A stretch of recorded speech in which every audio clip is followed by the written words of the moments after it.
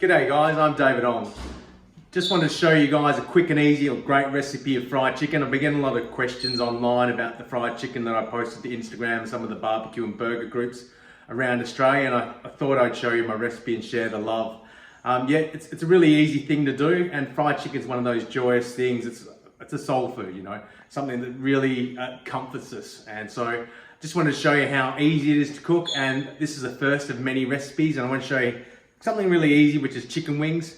Now I've included a brine recipe in it today. It's not necessary to brine stuff like chicken wings and thighs, but yeah, have a play, see how you like it. But yeah, this whole recipe is going to evolve over time, and hopefully you can help me evolve it by giving me some feedback as to how it's worked for you, and any questions about problems you might have had with the cook. What I'm going to recommend is, well, tweaking the salt levels to your own liking and your own specification, because I like salt, I like a bit of salt. If you don't like it as salty, just back off on the salt a bit. But yeah, before further ado, let's get cooking. And please do us a favor, like and subscribe to my channel, and you'll get to see more recipes like this and many more.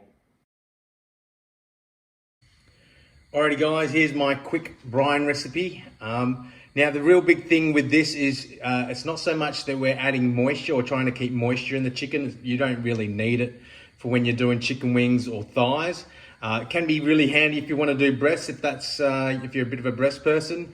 I'm more of a thigh person, pardon the pun, but yeah, it's not really to keep it moist, it's more so to add some flavor. So the brine recipe: 2 cups of boiling water. Then we've got going into there 3 tablespoons of cooking salt. Now just have to watch with the grain size that you use. So really important, if you use a big size grain, you're gonna have to change and vary the measurements there. So this is based on cooking salt, and then we're throwing in 2 tablespoons of brown sugar, and just give that a stir. Now make sure you stir it, because you don't want it to stick to the bottom of the pan and cause a bit of a mess. And you just want to bring that to a boil and make sure that everything's dissolved in there. And that's basically it. And then what you want to do after that is, once you've done that, oh, there's a little bit more there. Once you've done that, just let it cool. You might want to transfer it into something so it gets the heat out of it a bit more quicker. So I'll usually transfer it to a big bowl or something like that, and it'll actually draw a lot of the heat out of it, because you don't want to be putting hot stuff into the fridge if you can avoid it. And that's pretty much it. All that's dissolved, and that's it. That's my quick brine.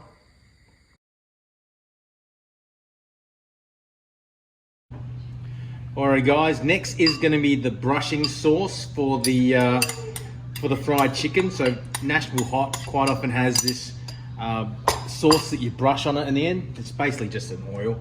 And what we're going to add is 4 tablespoons of butter, or 1/4 cup of butter, works out about the same.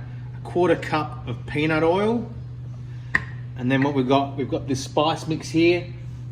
We've got 1 tablespoon of cayenne pepper, 2 if you like it a bit hotter, 1 tablespoon of light brown sugar, another teaspoon of Mexican chili powder. I use the Master Foods ones for the guys in Australia. You can get that from Coles or Woolies. 1/2 teaspoon of cooking salt, 1/2 teaspoon of ground pepper, and then 1/2 teaspoon of garlic powder. And we'll pour that in and just heat that up gently. Now you don't want to cook this. It's basically just to get the spices to meld with the oil and the butter, and obviously melt the butter. If you want to zoom in here, babe. Turn that heat up a bit, and just until that butter melts, and then you're pretty much done. Slowly getting there.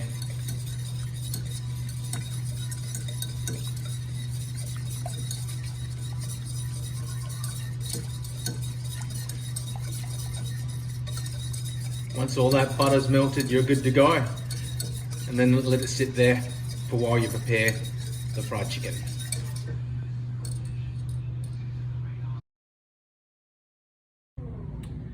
Alrighty guys, so this is the next stage, and what we're going to do is we've got 3 bowls set up here, well actually 4.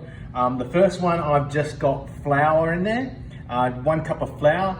The second one over here, I've got 2 cups of flour, 1 cup of flour, 1 teaspoon of salt. I'm going to also add 350 ml of soda water and also 3 eggs in a tick, but we'll go to the next bowl. Now, there's actually already some stuff in here, but this is going to be in a future video. I'm just experimenting today, but to give you a base and something to work from and something to start with, the base recipe for this in the third bowl is 2 cups of flour, 2 tablespoons of paprika, and I like to get a paprika that got a bit of a bacony smell to it. Once you find it, you'll never go back to normal paprika. 2 teaspoons of cooking salt, 1 teaspoon of garlic powder, 1 teaspoon of cayenne pepper, and 1 teaspoon of, again, Mexican chili powder. Now, not to get mixed up, and so that's all in this, not to get mixed up with chili powder that's actually hot chili with a C-H-I-L-L-I. This is chili powder spelled like the country chili, and so make sure you don't mix the two up, otherwise you can have some scorching hot chicken, which isn't so bad, but not if you've got guests that don't like chili. So all I do is I'll add that in, get yourself a whisk, and just whisk that in really well.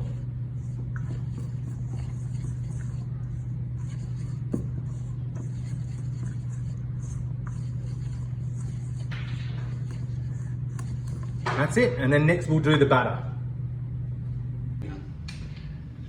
Alrighty, so we're at it. We just had to slow down the video there. Bundy was getting a beer out the fridge and we could hear his flip-flops, or whatever you call them, your thongs, jandals, clip-clopping around the place. So now we're going to do the batter section.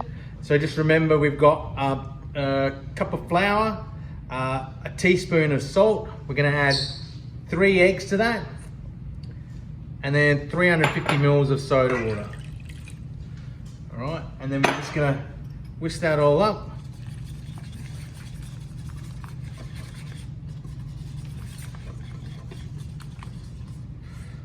And this is going to become our second dredge. So what we're going to do with first is we're going to stick it in the plain flour first, and then it's going to go into here, and then it's going to go into our third dredge, which has got all the seasoning and all the flavors in it.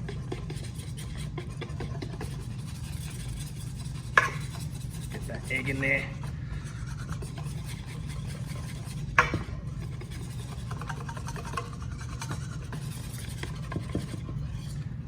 There we go, that's us done.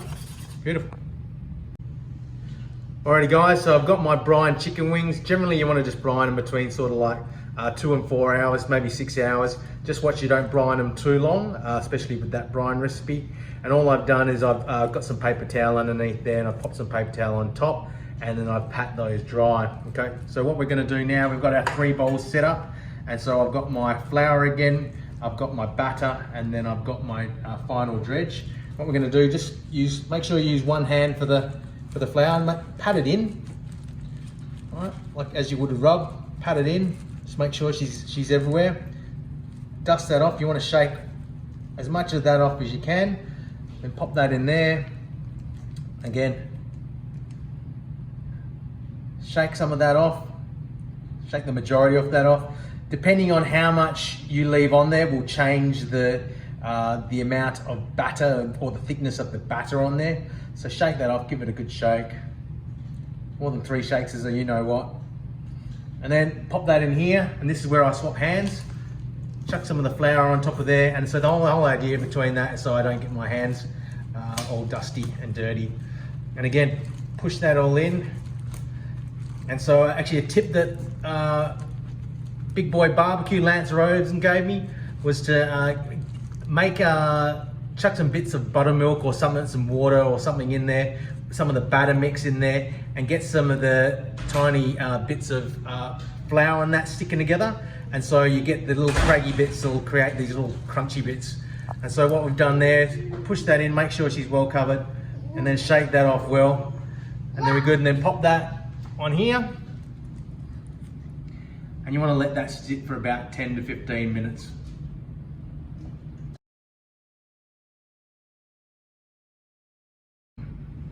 Alrighty, here we are again. This is the finished product. Just got 12 wings there. I better count right. Yeah, maybe not quite 12, 11 wings. And then so, yeah, we've got Bundy opening a beer again. I suppose it was Australia Day yesterday, public holiday here. So yeah, that's basically what we're looking at. Okay, and that's us there. Alrighty, about to go on the deep fryer. Okay. Yep. Alrighty guys, so we've got just checking the temperature of the oil here. We're chasing about 350 Fahrenheit, which is about 76 degrees Celsius. Yeah, that's near enough, it's good enough. Okay, cool. So we're good to go. You could also try like a satay skewer, and if you pop that in, she's gonna bubble. So what you wanna do, now just make sure you don't overcrowd the fryer.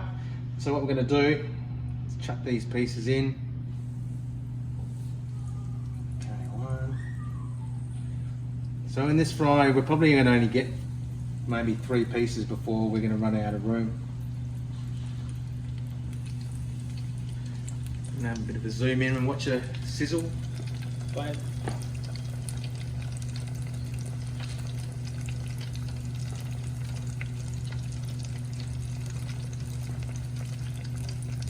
I don't know about you guys, but anyone who's got a deep fryer at home, yeah, I can stand here and watch it all day long. Just watch it doesn't spatter you in the eyes. Occasionally it will, or spatter in general. You can also do this in a pan or a pot or whatever you've got. Doesn't necessarily need to be a deep fryer. This was deep fryer we bought about 5 years ago from Big W. It's like 80 bucks. And my arteries have never been the same. So, but yeah, once you get into deep frying stuff, it's, especially when you get it right, it's hard to go back to places like KFC and things like that. And we'll come back to you in about six minutes.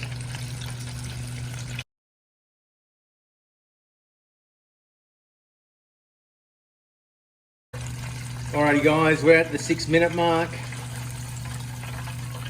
Okay, so have a look at that.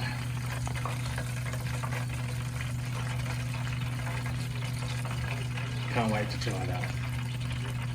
Okay, then you drain that of oil. What you might want to do as well, guys, is grab your thermometer, just double check. Probably go a tiny bit more, but that'll carry up. So it's 165 Fahrenheit, which is about right, about 70, forgive my inability to convert, but about 60 odd, 70 degrees Celsius. And that's it guys, I'll show you some more in a sec.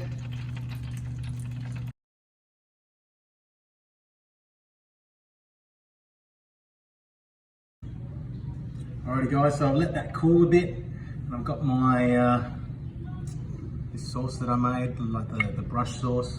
I'm just going to brush that on.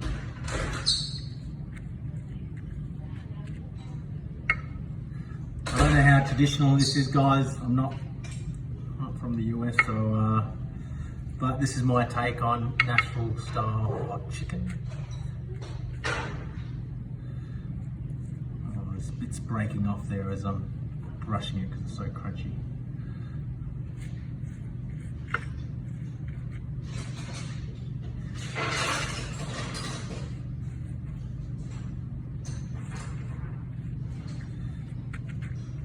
And that's it guys.